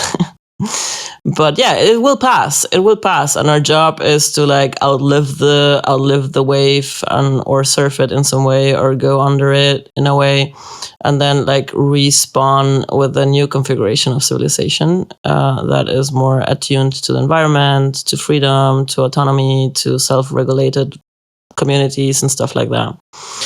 And I'm an optimist as well, solar punk all the way. I'll see you in Libertalia. We need to keep also that positive stories going for sure. But let me get back to the shotgun anchor thing of Circuit 4 and Circuit 5, just complete the cycle. So Circuit 4 is your social navigation, who are you in the world, your sense of purpose, of being part of some community, contributing in a way. We all desire to contribute in a way as well, to maintain or achieve belonging. And Circuit 8 is more this very woo, very out there, even disembodied experiences of ego dissolution, of maybe even interdimensional travel, of meeting aliens, of DMT entity realms, whatnot, or even astral projection and lucid dreaming, this sort of consciousness that is not tied to where your body is at. Or near-death experiences, or also the shock of impermanence, is what Antero Ali called it. And then you realize that all in the world of form ends and transmutes, and the only constant is change. And say you come back from a near-death experience, or you come back from a DMT trip where you met some aliens, and then you come back into the world. And if you are not anchored in your social identity, or in your friends networks, or in your purpose, or in your role that you're playing in the world, you can come back with either a sense of alienation of I don't belong on this planet of apes, or a sense of either a death wish, it's horrible being on this planet, I want to go back to where the machine elves are, or let me out of the matrix. Let me out of the matrix, and or a sense of despair for not feeling part of the larger social construct that humanity has created for itself. And at the same time, when we experience impermanence, and we experience losses, and we experience grief, it's way easier to move through the states if we have an anchoring community, if we're witnessed, if we're held. And we don't do that in our society as well. It's oh yeah, you can grieve for 3 days, but if it goes longer than 3 days, you have depression, man. Yeah. It's a DSM-5 category of you're unwell. But nobody cares for you, and nobody gives you the space to move through the grief and work through the grief and be witnessed in your grief and in your pain, so that you can actually heal from the loss and adapt, and your nervous system can reconfigure it. Because if you experience a radical loss, this is also something that your nervous system needs to reconfigure itself through. If you lose a partner, for example, a lot of your neurons have adapted to be in some symbiotic way with this other human, with this other body. And then if they're suddenly gone, then it's your whole nervous system needs to reconfigure its operational system as well to social navigation. And that's a really good example, because I got two stories, one personal, one not so much. But I do remember I remember being at a previous job, and someone I worked with, she got in trouble for not showing up to work, because hey, why weren't you here? Or she didn't have the necessary leave or whatever, And the thing is that her father had died, and And then so she comes in the next day and like they're giving her shit about it. And she's like, my fucking dad died. What are you talking about? Like, what do you mean? And it's that like as a whole, we don't have that, that's kind of what you're pointing at is like, we don't give people space for things like that. And then on another level too, because you mentioned breakups is like, and I hate to say it like that, but like breakups can be, devastating. There's a reason we use the phrase heartbreaking. There's a reason that we talk about, sadly, we are social creatures, and we're very prone to attachment and very prone to like getting with somebody. And then like when it doesn't, and the longer it goes on, and we're neurobiologically bonded to this other person. It's a biological thing. I had a very long-term relationship that fell apart right before Chaos Magic News became a thing. And it was one of those like looking at, so it's one of those that there's a lot going on as terms of it's like, man, I just had this horrible breakup and then I had to move house. And so I no longer, so like I leave this person.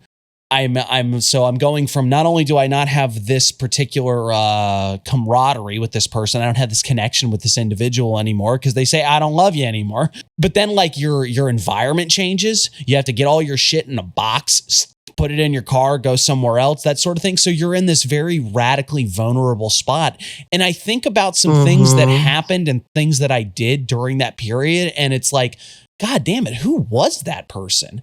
It's sort of that idea. It's like in the wake of that heart, like, and grief can manifest not just as like being sad or like going home and drinking every night, that sort of thing. It can manifest in these ways of like your entire, and that's what you meant when you're talking about like the shocks, the wobbliness of your entire sense of self comes together. There's an imprint vulnerability there as well, right. Like all the modus operandi that I was used to go with suddenly changes. I had a client that after 23 years of marriage, when his wife died, it's like everything changes, right? The way I eat changes, the way I cook changes, the way I interact with my kids changes, the way I have to organize my everyday changes. So there's like a lot of habit change that suddenly is asked of you. And then, I don't know, then you go into this like bereavement and sadness and people start turning away from you. Maybe the first weeks they still tolerate your moods and your sadness. And then at some point it's like, yeah, fuck. And then people just turn away. Eventually they're just like, damn, man, get over it. It's fine. Like, it's okay. And it's like, no, this was my whole world falling apart. What are you talking? What do you mean get over it? My whole identity, my whole who I am. And it's, as I said, it's not just like a figurative identity thing. It's like neurobiological. You were chemically bonded to this other body, and your whole operations revolved about being a team. And this is what I talk about when I meant that in a certain way, particularly with the sort of 1 through 4 circuits, right? There is this sense of like, these are things that you almost don't have control over. The idea of like being in a relationship or something like that, these are, or even like, just your, not just relationship, like being a couple, but like, if someone close to you dies or something like that, that's not something you have control over. That's not something you can do anything about. So when it falls apart, the shocks of life. Yeah. And so in a way, it's like, it doesn't matter how much it doesn't matter how much conscious apprehension you have of it. There's the biological processes that go on that where it fucking hurts, it's a painful experience that forces you to put yourself back together. Yeah. And this putting yourself back together means actually rewiring your brain. Absolutely. And that's why let's bring it down to like where Chaos Magic becomes neurohacking. Sure. Because from my experience with Chaos Magic, right, what we do when we start fucking around and finding out with different like psycho-spiritual technology is that we start delivering little shocks to our nervous system, right? All these exercises also from like Carl's MMM, like small habit changes or doing an act of heresy against some belief of you, it's like, it's dealing deliberate shocks to your nervous system to go like, oh, okay, there's another way maybe I can go about this, and then you find another solution, then you create neuroplasticity, and then you grow and you change and you evolve. And same thing as what we're doing with psychedelics, right? We take trips, and then you create this hyperconnectivity in your brain. You create like more uncertainty and relativity, or maybe you have like some weird numinous experiences or out of body experiences, all shocks to your system. And then you have like a wobbliness, and you have hyperconnectivity, which means that you create a window of neuroplasticity with imprint vulnerability, where you can put in new programs, right? And this is what, say, like the sigil magic is about, or the ritual. You get into a state of gnosis. You get into a state of disorder in the sense of that you're entering an altered state that is different from your standard operating consciousness state.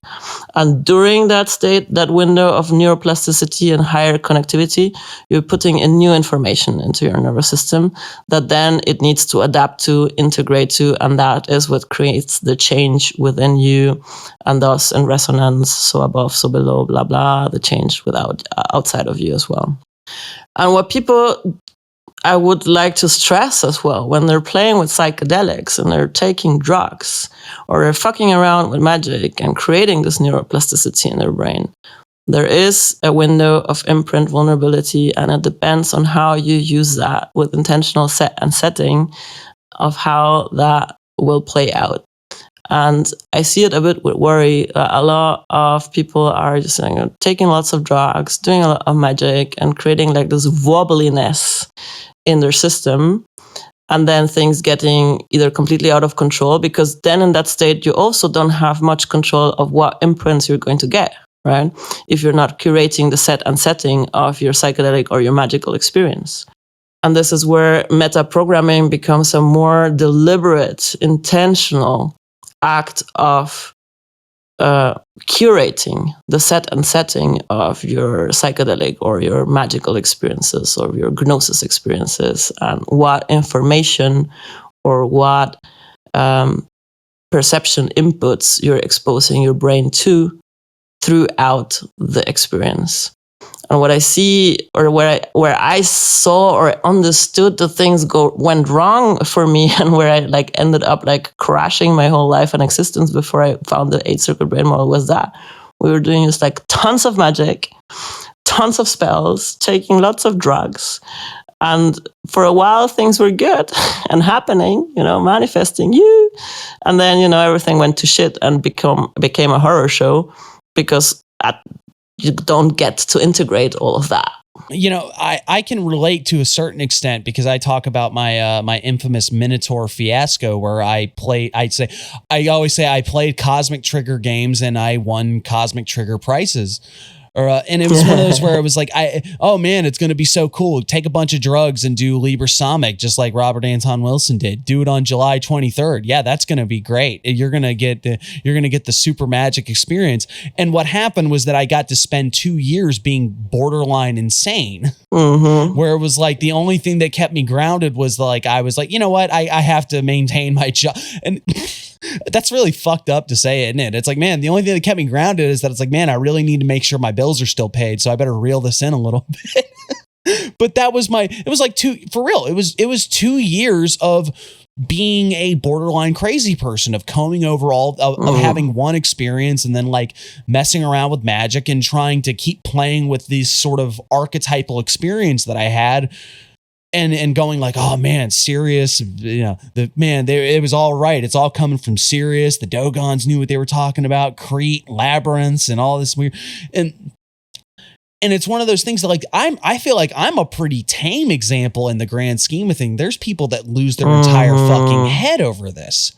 And then I guess to another extent too, that you can mess around with this and walk away with some very, very bad ideas about yourself, your place in the world, how reality works, that sort of thing. That there's so many examples of people who lock in on a certain bad idea that because they didn't examine it, or because it was presented to them at a time when they had vulnerable state. Exactly. Whereas exactly when they had that vulnerability, where now it's stuck in there.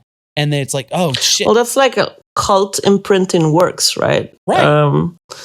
You get people into this like activated states, and also like so many psycho cults also work with drugs and like intense sexual experiences and acid, and they like try to break your paradigms, because what they're trying to create is a moment of imprint vulnerability where then they can feed you their story and their social hierarchy program, and you'll just accept it because your brain is like, oh yeah, I'm going to take this in now. I'm ready for the truth. Okay, here it is, you know.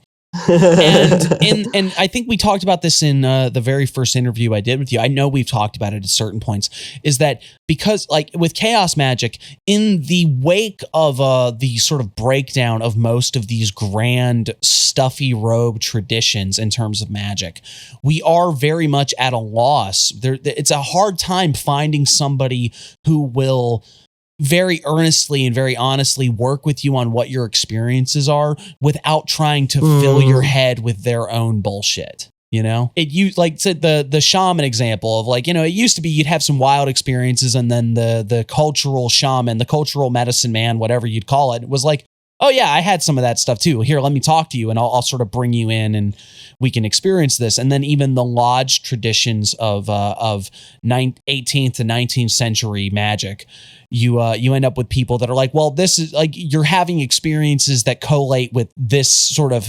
system that we have laid out. With chaos magic, especially in the rise of the internet, where now most of us get our knowledge of magic from books, and very much without like a guiding presence, you can have a lot of fucked up shit happen to you. And if you're not in the right space, you can make yourself a victim for somebody who's very willing to feed you a line of nonsense that equates with what they want you to think. That, or just like, or just like being very lost and very dysregulated, and trying to go to a muggle therapist about it, and not getting any sort of attunement to your experience. And they just think you're crazy. They just think you're crazy, and they feed you some pills.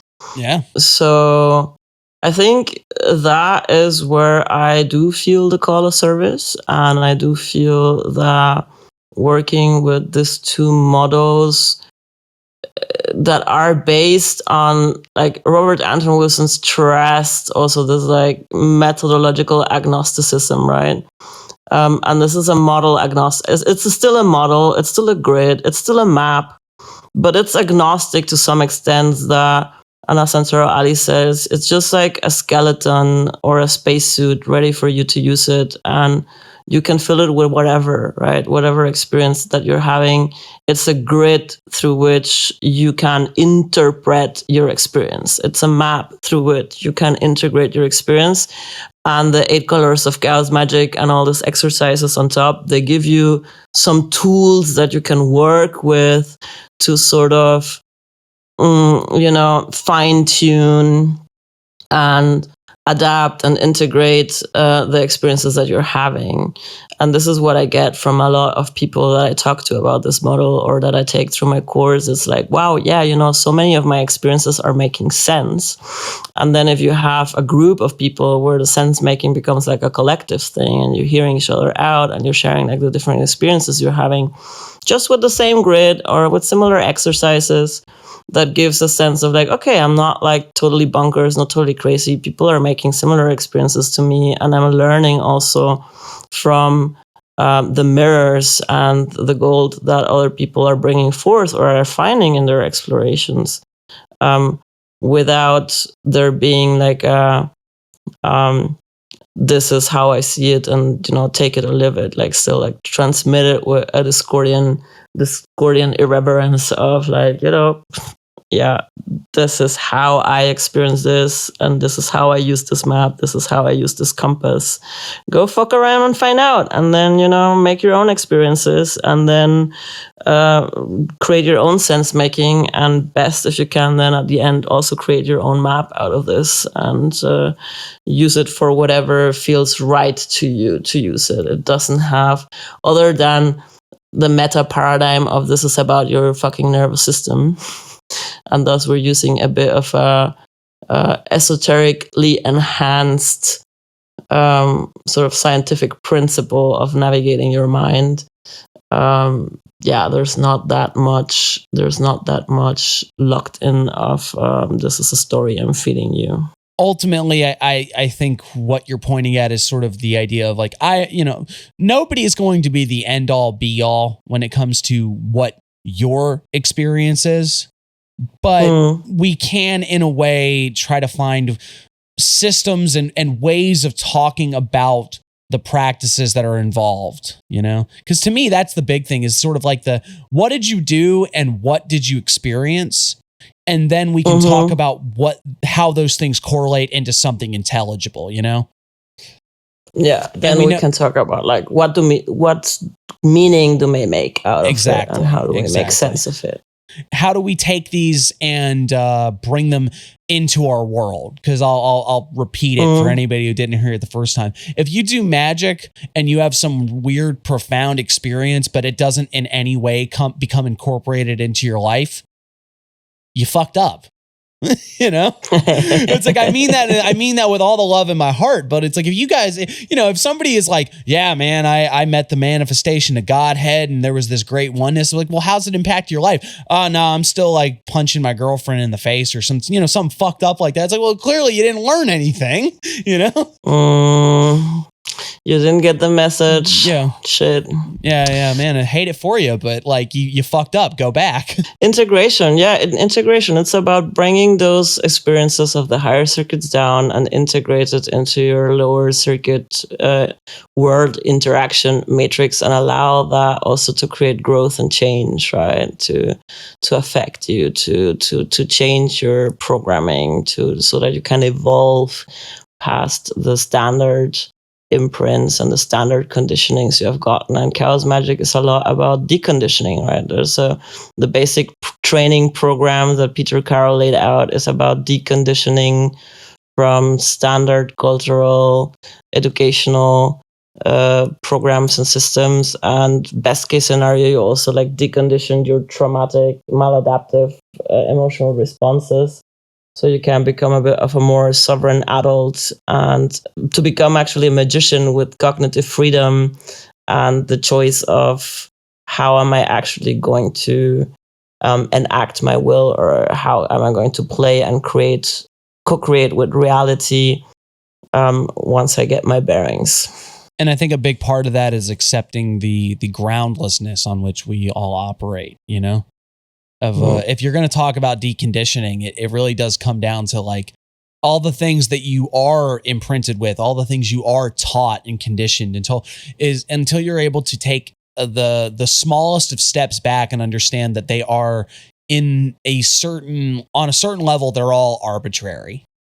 And figuring out how you're going to, all right, so if they're arbitrary, what does that mean? That means I have to have if everything's arbitrary and I have a choice of how I operate. Yeah. What do I choose? Exactly. Yeah. What do I choose? And that sometimes, I mean, for some people, having freedom of choice is overwhelming. They rather prefer things to be like, it costs more computational power for your brain having to deal with a relativity of multiplicity of options. Yeah. You need a lot of computational power for that. It's easier for your brain and evolutionary energy saving to have your biases, to have your standard operation protocols, and just continue doing your standard operating protocols. The brain does not want to change unless it's like either forced to change through shock, or like deliberately psychospiritual practice technology that will, like tickle your brain into neuroplasticity and growth. Just a little tickle, just a little. Just a little tickle. It got me. I don't know why.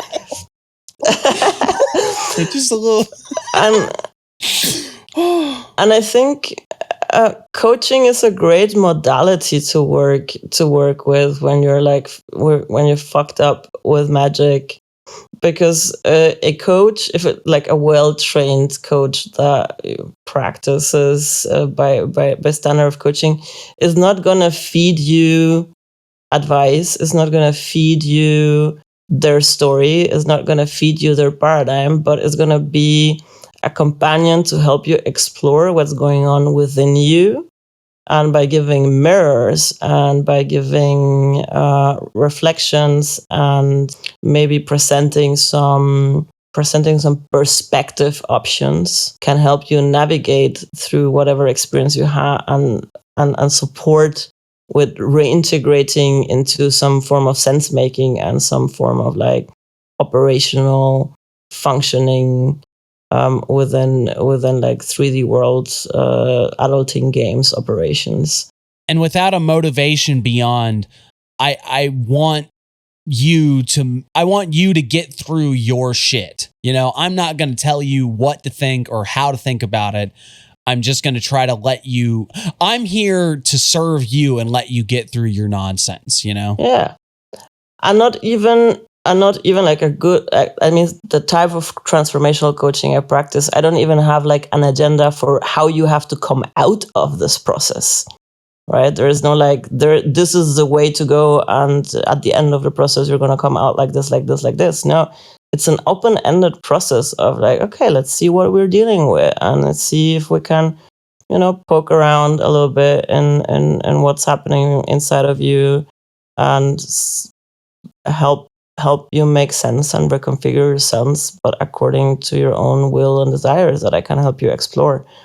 So it becomes more a bit of like a space holding guidance of companionship in an exploration process, rather than I'm gonna tell you where to go and what to do with this. And listen here, and I mean this. This is what you got to do, and this is yeah. Yeah, I think that coaching training is just like a good practice to avoid the guru trap. Right. You talked a little bit about gamification towards the beginning of this, and I know that relates a little bit towards sort of upcoming projects and things that you're trying to get in the pipeline. Would you like to expound on that a little bit more? Sure, expand.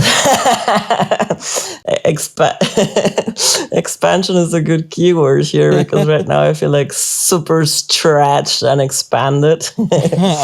And I've called it in as well. I started working with Jupiter as sugar daddy. You try to work with Jupiter as your sugar daddy, you get expanded as well in all directions. And there's a big stretch coming my way. So I've been playing with gamification already in the programs that I'm running, because I framed this coaching program as a quest, like as a mythopoetic pirate quest to seize the means of perceptions and find the treasures in your mind, right? Right. So there's an aspect of the game already happening, in the sense that the crew also needs to pull together and get a certain amount of quests done in each territory, so we can move on, share the treasures. And so there's a mythopoetic gamified storytelling already happening, but I want to expand on that. And what my brain came up with after creating these maps, and some people saying like, "Oh, this looks like a world map, and it looks like a Tolkien map for the mind. It's awesome." And then I started like, well, then maybe it is a game world, And what I'm cooking up right now is I'm calling it mythopoetic mixed reality multiplayer liberation game, so MMMLG. And the working name we have for that is like Mythos or MythOS, like a mythic operating system. Right. And subtitled The Elf Quest, the Elysian Liberation Front Quest. Oh, now I said earlier I was a sucker for a good acronym, but now you've hooked me in. I was like, no, that's the name. So the idea is that based on the maps I've created like some cute maps of the 8th Circuit territories as an actual like maps with, like valleys and mountains and highlands and bays and swamps and forests and jungles in the different territories, like giving this inner cartography, a topography as well that you can move through.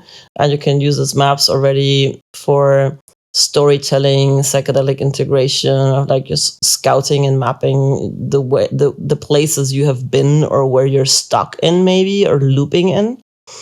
And the bigger ideas I'm cooking is to make a digital version of the maps and a interface where, based on a psychological assessment, you get assigned a character class, and based on a deeper psychological assessment, you get assigned different stats for your 8th circuit development to a character sheet.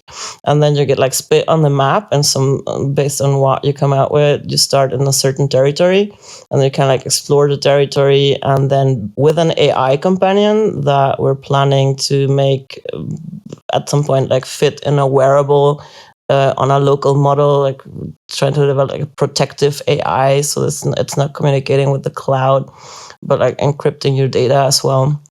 But you can like work with that AI companion that becomes a companion through your exploration of the inner territories, where it deals you out quests and exercises and stuff you can do. You can like discover tools that you can use to work on your nervous system and like the different territories. And you go do the quests then in real life, like in the exercises of Wilson, Antero Ali, Carol, all the different things and whatever we can else come up with. And you create experience design in the real world, and then come back, report to AI companion that deals you out then experience points with which you level up your character, only that you're not leveling up just a virtual character, you're leveling up your nervous system and your magical aptitude. That on a deeper or a second layer of this game experience that can be played as solo quest or multiplayer mode, you have also guides that are special characters that you can encounter in the territory. That, for example, me, I want to be a special character in this game world at some point. So I'll be hanging out, I don't know, somewhere in the cannabis shores. Maybe you can find me, and then we can go for an expedition to some other juicy territories, over to Jupiter Temple Island, or do the grand tour around the 8 territories, or other people that can like, all right, let's go to Cape Breathwork, and do a 3-week expedition boot camp at Cape Breathwork. And there's these 2 guides you can work with, and then you can contact them also in the real world and book them for sessions, so that you can like keep working on your capacity to regulate your nervous system through breath. Or you can do a 5-week expedition to Alchemy Bay, and then, I don't know, go with co-hosts and have what? No, yeah. Please put me in this. Can't. Oh my God. Oh, that sounds astounding. And as somebody who has a D&D session that they're having to master for Sunday, I'm so down with this idea. I really do. Because I really do love this sort of gamification idea of like having, because it does present fun ways to work with this sort of stuff, even when it's, this is, and because we've talked about this on the show. It's like the idea, that juxtaposition of like, serious doesn't necessarily mean somber, It's like these are things that are very serious, that are very important, of the idea of how you're going to get along in life and figuring out new ways to experience this world that for all intents and purposes you're stuck in. You're going to be here for your entire life, so you better find good ways to function in it. But at the same time, that doesn't necessarily mean you can't have fun with it. Exactly. So it's about like also being a magician in a way is about unlocking player modes in this game world. Right? That you realize finding agency and realizing that you have, like in a role-playing game, yes, the storyteller lays out the world, and there is the dungeons, and there is a narrative that also pushes you forward. And even if you rebel against the narrative, the game player can still force you into the narrative and force you into the quest. But you do have some agency. You do have some agency on how you interact with the world. And what I think magicians and psychonauts and people that want to interact with the world in players mode need to learn is like how to operate their fucking nervous system. And doing it in a magical way is also owning your own mythopoetic story and crafting your own legend along the way of playing in this game world. And I want to create a game world where magicians and neurohackers and psychonauts and pirates and other dissidents that are not willing to comply with the terms of services of the empire. The empire. Yep. Because, when the empires rise and they control the means of perception and they control the means of production, and the more this AI world will encroach on us, and the brain tech interfaces will become like daily operation lives, and it's a control of the means of perception, right? They have direct access to your brain. So when I create a game world where people can enter and reclaim the territories of their brains, reclaim their inner territories, and at the same time build a social network, maybe an alt economy, and a way for people that are dissidents of the empire to still have a way of creating means of perception, production, and connection to survive the wave. Astounding. I look forward to seeing how that project comes together. Please come back and keep us posted. One dumb question. What class do you think you are? What class? What character, archetype, class? Yeah, what do you think? Well, I think I'm gonna still be playing the pirate captain. I really like that character. It's a good one. It's a good one. It's a good one. Yeah. And I mean, other than that, I'm still like a magician and a trickster at large. But yeah, the pirate captain archetype has been really fun to play so far. And I like it because I think it's time to revive the pirate paradigm, because when the empires rise and they cast people out from the as I said, means of production, what you can like either, cry about it and just be dispossessed and be fucked, or you can band together with other pirates and, create your own safe havens, create your own sanctuaries. We're all alt economies. And then if you feel like it, go plunder some at the empire. Ooh, don't say that too loud. You're gonna bring the boys down on us. But well, I said it once already, but I'll see you in Libertalia, all right, Captain? Hi. All right, okay. Mariana, where can everybody find you? Well, I have recently decided to exit the Meta Empire waters, so Smart I still have move. some accounts on Facebook and Instagram, but I'm about to delete them with come the solstice. Right now, you can find me on Substack for now, because the platform was also gonna have a turning point of shittification. But for now, I'm building a Substack where I'm also presenting the maps and as an entry point to the game world, building the lore around the maps so that people can sort of start engaging with the emerging game world. And that Substack is called Chaos Compass. So you can find me either as Chaos Compass or Captain Mavis 23. You can find me on Blue Sky with Captain Mavis or Chaos Surfer 23 as well. And on Mastodon under mavis.discordian.social. But I haven't started really building that Mastodon yet. And of course, in the Discord of Chaos Magick News, I'm there as Mavis. You can find me there. And then I have my own Discord, Pirate Haven Chaos Surfing, that you may join as well if you want to engage with this game world. And at some point I'm gonna migrate though also to Matrix, because Discord is also shitty billionaire owned, and Substack is also shitty billionaire owned. So I'm changing my strategy to go more federated with my social media. Slowly. I'm also exiting Amazon and Google and all those fucking bastards. Well, if for anyone interested, it is going to still be on Amazon, but the book "This Is Chaos: Embracing the Future of Magic" is going to be out June 6th. Something No, June 2nd. I'm sorry, I'm looking at the wrong. Yeah. So June is going to be out June 2nd. You can pre-order now. And is your main site still up? Chaos Surfing? Is that still up? Yeah, chaossurfing.rocks. Say it with one S, chaos surfing, like the sacred cow surfing.rocks. Fantastic.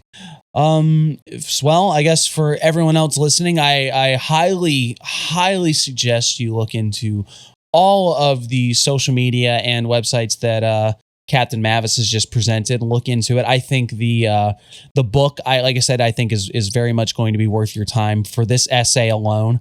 I don't know what else to say. It's always a fucking pleasure to have you on. This was fantastic, and hopefully it won't be quite the gap to us having you on next time. I'm happy to join again. A general episode where there's just not the interview format, but the general banter. That's also fun always. Yeah. It'll be great. We'll have you on real soon then. But then when the MythOS comes out, I'm happy to come back to talk about we'll definitely talk about that. That big game world. We're definitely going to have you on again to talk about that because I'm very, very interested. All right. So for everyone who's listened to this far, you can find us at Chaos Magic News on various social medias. You can find us on Blue Sky as CMN Pod because some motherfucker got Chaos Magic News out from under us. We're going to find you. We're gonna get it. We're gonna get it back. I mean, I'm sorry, but it's over. It's on site. But also, you can find us at Chaos Magic News, where you'll find links to lovely interviews like this, regular episodes of the pod, and the occasional article where we use big words and try to sound more photosynthesis. Also, we've got a Patreon where you can find bonus content. We've got a Discord where you can rub elbows with cool people like Captain Mavis. And I guess that's about it. So, besides thank you so much for doing this, would you care for the last word?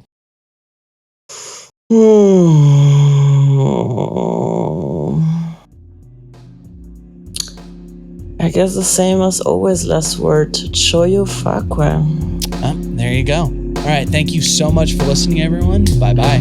Bye-bye. Ahoy.